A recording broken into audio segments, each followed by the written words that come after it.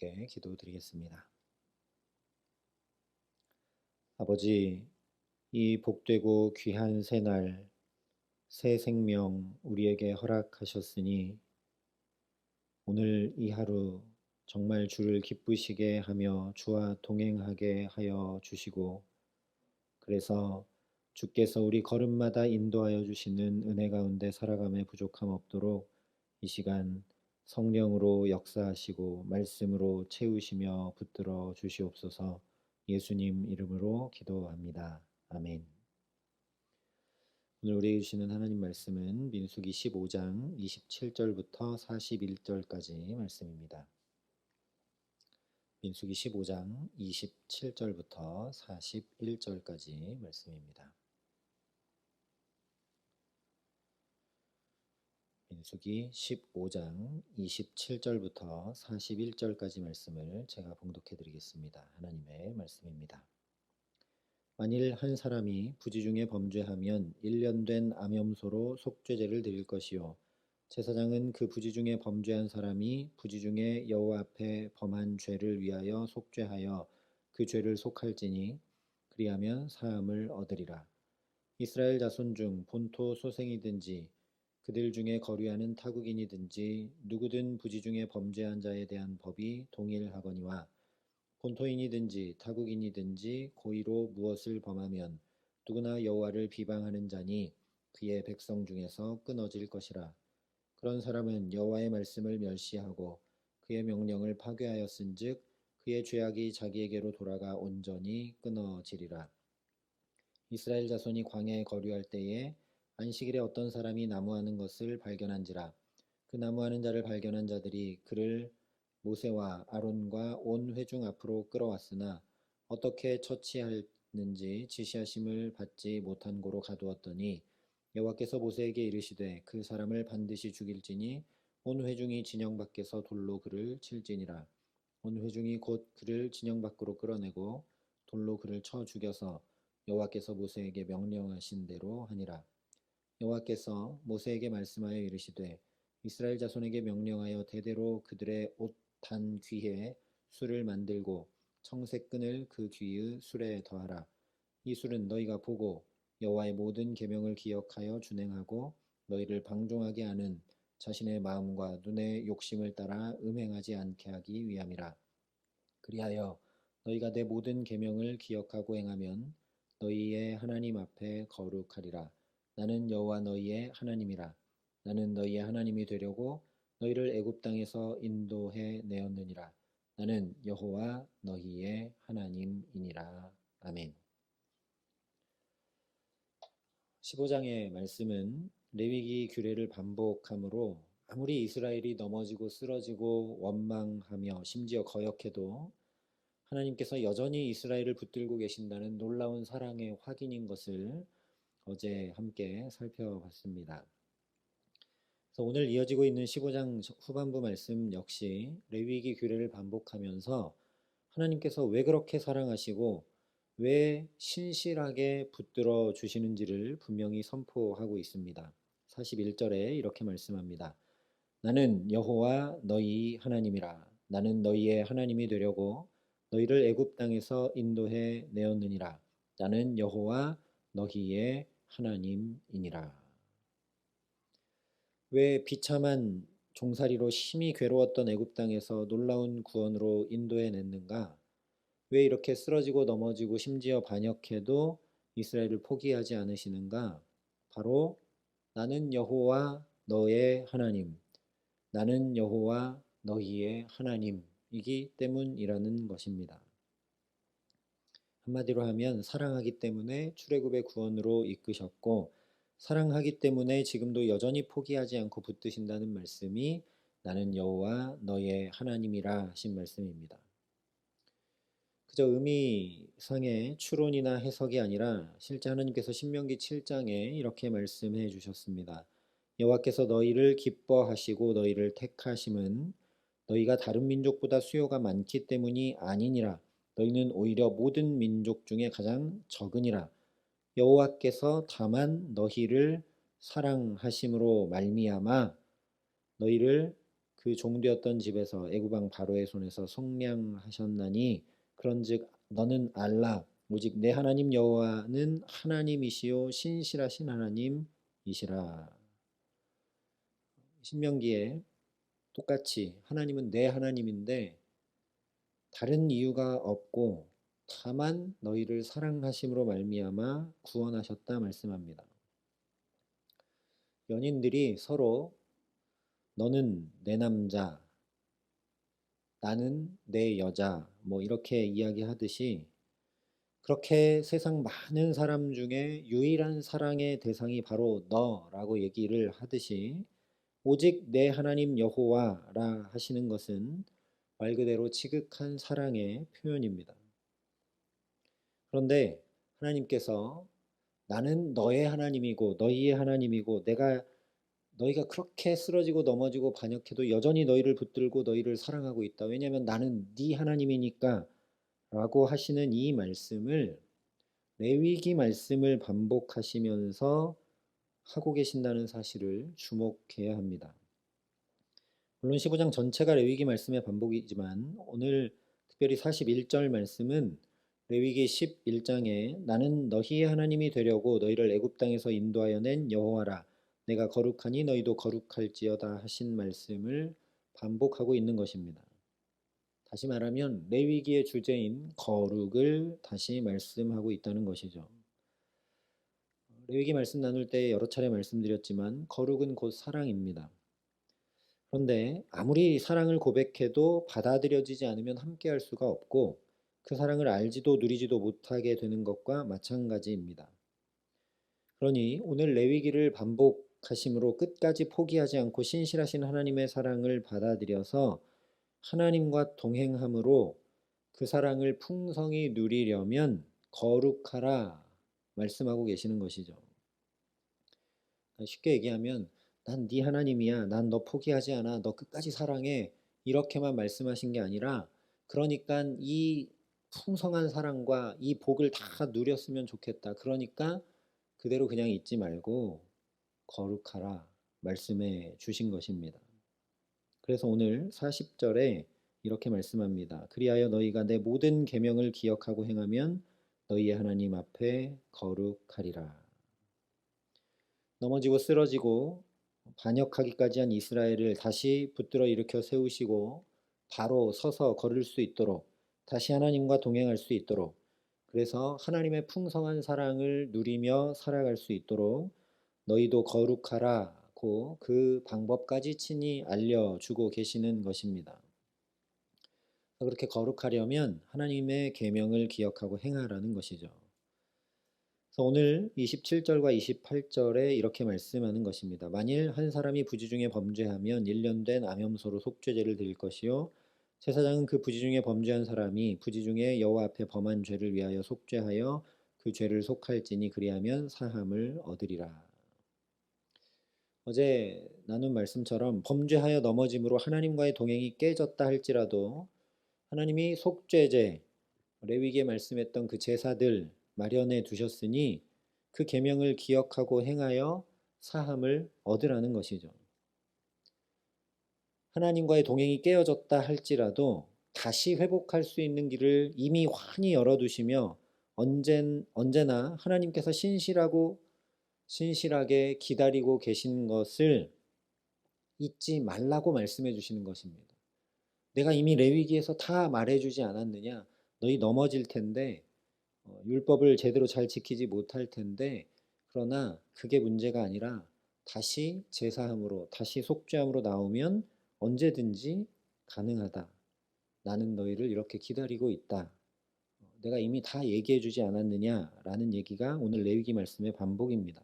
그래서 29절부터 30절에 이렇게 말씀하십니다. 이스라엘 자손 중 본토 소생이든지 그들 중에 거류하는 타국인이든지 누구든 부지 중에 범죄한 자에 대한 법이 동일하거니와 본토인이든지 타국인이든지 고의로 무엇을 범하면 누구나 여호와를 비방하는 자니 그의 백성 중에서 끊어질 것이라.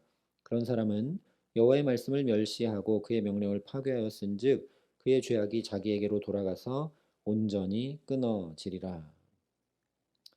이것은 무서운 하나님의 심판을 얘기하고 있는 게 아닙니다. 하나님이 그런 사람 언약 백성 중에 내가 다 끊어버리겠다 이런 얘기가 아니라는 거죠. 강한 부정은 언제나 긍정입니다. 예배가 무너지면 다 무너지게 된다라는 하나님의 애절한 절규가 바로 이 말씀입니다. 제발 이렇게 되지 말아라. 제발 이렇게 되지 말아라. 제발 하나님과의 만남인 예배가 무너지지 않게 해라. 말씀하시는 것이죠. 본토인이든 타국인이든 그 법이 동일하니 언제든지 누구든지 이미 사함받을 방법을 다 마련해 놓고 애타게 기다리시는 하나님 앞으로 나와라 하시는 말씀입니다. 이 정도 했으면 좀 제대로 지킬 법도 하고 최소한 노력해 보려고 하고 부족하지만 그래도 그 마음 알아서 조금이라도 행해 보려고 해야 될 텐데 그런데 전혀 마음에 담지 않고 하나님의 말씀을 하나님 만나는 예배를 소홀히 여긴 사람의 얘기가 바로 32절부터 36절까지 안식일에 나무하러 간 사람에 대한 말씀입니다. 우리는 이 말씀을 보면서 이거 돌에 맞아 죽을 그런 큰 죄인가 하는 생각을 언뜻 하게 되지만 안식일에 나무를 했다는 건 뭐냐면 불 피우기 위함이죠. 불을 피운다는 건 음식을 만들기 위함인데 그렇다는 얘기는 그냥 평소 살던 대로 나무에서 밥 지으려 했다라는 걸 알 수 있습니다. 다시 얘기하면 이 사람은 엿새 동안은 일하고 안식일은 거룩히 구별하여 지키라. 그것이 언약이다. 그것이 다른 백성과의 구별이다.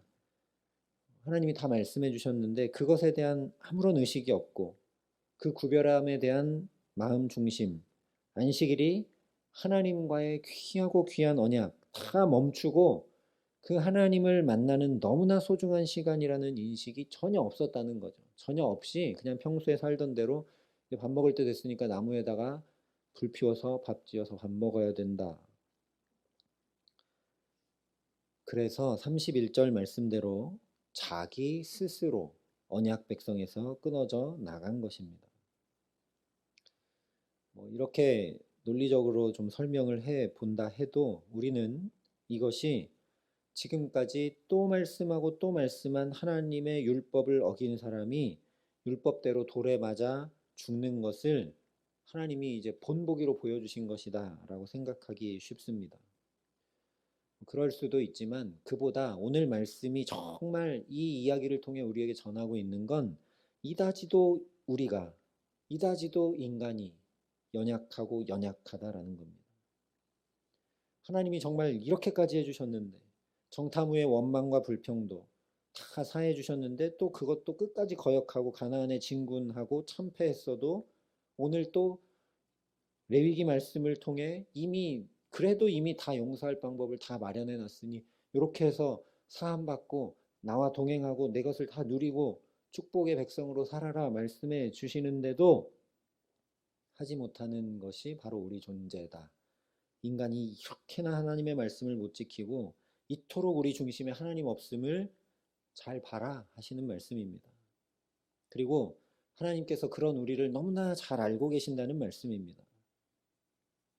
이처럼 하나님의 계명을 기억하고 행하지 못하며 원망하고 불평하고 거역하며 하나님과의 동행을 잃어버린 연약함을 하나님께서 다 아시기 때문에 오늘 37절부터 39절에 이렇게 말씀해 주고 계시는 것입니다. 여호와께서 모세에게 말씀하여 이르시되 이스라엘 자손에게 명령하여 대대로 그들의 옷단 귀에 술을 만들고 청색끈을 그 귀에 술에 더하라. 이 술은 너희가 보고 여호와의 모든 계명을 기억하여 준행하고 너희를 방종하게 하는 자신의 마음과 눈의 욕심을 따라 음행하지 않게 하기 위함이라. 옷은 늘 입는 것 아닙니까? 늘 입는 것인데 여기다가 끝에다가 청색 끈을 더한 술을 만들어 달아서 그걸 볼 때마다 그리고 좀 끝에 이렇게 추렁추렁 술이 달려 있으면 거추장스럽지 않겠습니까? 그러니까 이게 걸릴 때마다 볼 때마다 항상 방종하거나 눈에 보이는 대로 행하지 않고 하나님의 말씀을 따라 행할 수 있도록 하나님이 배려해 주신 것이고 하나님이 또 우리 수준에 맞는 방법을 우리에게 주신 것이죠. 이것은 정말 우리 인간의 연약함을 세밀히 살피시고 돌보시는 정말 지극한 하나님의 사랑인 것을 우리가 알 수 있습니다. 우리 요거 자료 화면을 잠깐 좀 보겠습니다. 이게 옷단 술입니다. 단. 끝에 단은 술, 청색 실을 더해서 청색 끈을 저렇게 만들어서 옷 끝에다 달라고 했는데 이것을 어떻게 입었냐면, 자, 다음 화면을 보시면 예수님이 가실 때 혈루병 걸린 여인이 예수님의 옷자락만 만져도 낫겠다 했는데 그때 만진 옷자락이 바로 이 옷단 술입니다. 그림으로 이제 저렇게 표현이 되어 있는데 이제 자료화면 내려주셔도 됩니다. 이 혈루병 걸린 여인이 예수님의 이 옷자락을 만진 건 그냥 미신적인 마음으로 행한 것이 아니라는 걸 오늘 말씀을 비춰보면 알 수 있는 것이죠. 이 12해 동안 혈루병을 앓았던 여인은 병의원에게 계속 다니면서 낫지도 못하고 돈은 다 쓰고 몸과 마음과 모든 삶이 피폐해져 있었습니다. 그래서 이제 예수님께 나와 옷자락이라도 만지면 내가 낫겠다 했는데 그 마음이 만져서 나으면 좋고 뭐 아니면 말고 내가 다른 방법이 없으니까 뭐 그런 마음이 아니라 뭐였냐면 이 지극한 하나님의 사랑, 우리 인간의 연약함, 우리를 세밀히 살피시고 돌보셔서 이 옷단 술까지 만들어서 이걸 맨날 보면서 하나님 말씀 지킬 수 있도록 하나님 사랑 기억할 수 있도록 해주신 그 지극한 하나님 사랑에 기대고 의지한 것이 바로 옷자락을 만진 것입니다. 이것이 바로 하나님과의 동행이라는 것이죠. 이 혈루병 걸린 여인이 자기가 할 수 있는 방법 다 해봤는데 안 되지 않습니까? 내 의나 노력이나 애씀이나 다른 어떤 것이 아니라 하나님의 사랑에 기대야 되는구나. 하나님의 지극한 사랑에 기대야 되는구나. 그 사랑에 잇대어 사는 것, 그것이 바로 하나님과의 동행이라는 것입니다. 우리에게는 옷단 귀에 술을 만들어 입으라 하신 정도가 아니라 아예 오직 주 예수 그리스도로 옷을 입으라 말씀해 주셨습니다. 그래서 히브리서 3장에 그러므로 함께 하늘의 부르심을 받은 거룩한 형제들아 우리가 믿는 도리의 사도이시며 대제사장이신 예수를 깊이 생각하라 말씀한 것입니다.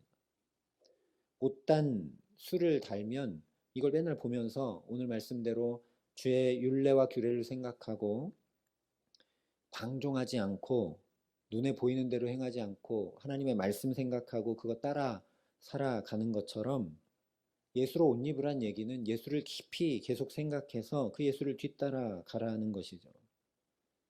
그러니 오늘 이 새날도 저와 여러분이 오직 예수를 깊이 생각함으로 예수께 잇대어 살아가게 하시기를 간절히 기도합니다. 우리 연약함을 다 채울하신 그 예수께 기대고 의지하고 의탁하며 살아갈 수 있기를 소망합니다. 예수님이라면 어떻게 하셨을까?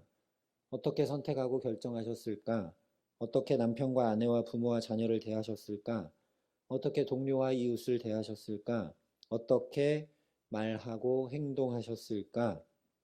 무엇보다 어떻게 예배하셨을까? 우리에게 전해주신 예수님의 행적들에 대한 말씀을 깊이 생각함으로 예수께서 걸으신 그 걸음을 뒤따라가며 예수 의지하는 저와 여러분 되게 하시기를 간절히 기도합니다.